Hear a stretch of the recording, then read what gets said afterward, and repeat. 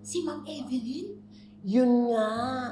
Si Ma'am Evelyn may katagpo sa garden. Lalaki. Ano? Lalaki? Sino? Ang kulit mo naman, lalaki nga. Hindi ko namukhaan. Malabo yung mata ko, no? Tsaka madilim kanina. Grabe naman ho kayo manang huli. Napakabinti ho ng kwento nyo. Eh, ano gagawin ko? Hindi ko nga nakita. Oh, Manang, baka naman si Jobert lang yung nakita niyo. ay, hindi ah. Hindi. Kilala ko yung galaw ni Jobert. Iba yung kanina. Parang may something. May something? Nakakaloka? Pero isa lang ho talagang ibig sabihin yan. Nagpapasok si Ma'am Evelyn ang lalaki dito sa mansyon. Naku, Manang. Sumunod natin kay Mabrihina yan. Ay, teka muna. Hindi pa tayo sigurado. Baka mamaya mapahiya tayo. Manang, Oh. idisiguraduhin natin.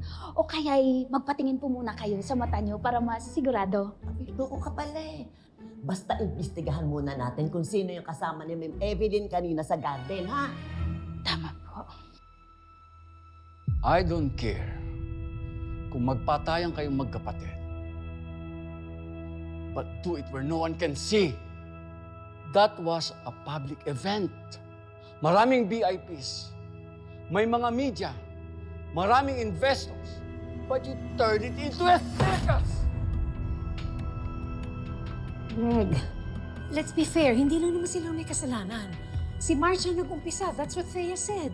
O ano, masaya ka na. Dahil sa'yo, mas lalong lulubog si Paolo. How can you live with yourself? Ang kapal mong balik rin ako kina Mama at Dad. Alam natin kung sino nagsimula ng gulo. Wala akong pakialam kung sino ang nagsimula. Sila ang lalaki. They should have handled their wives.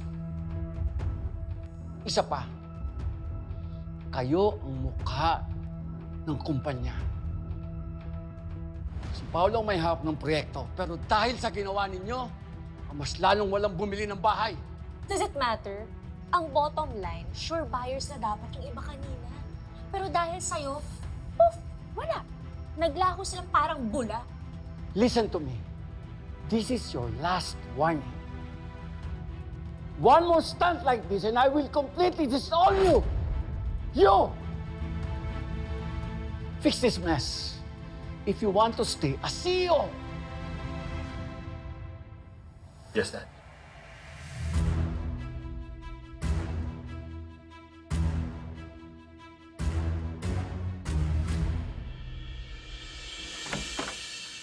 Paolo,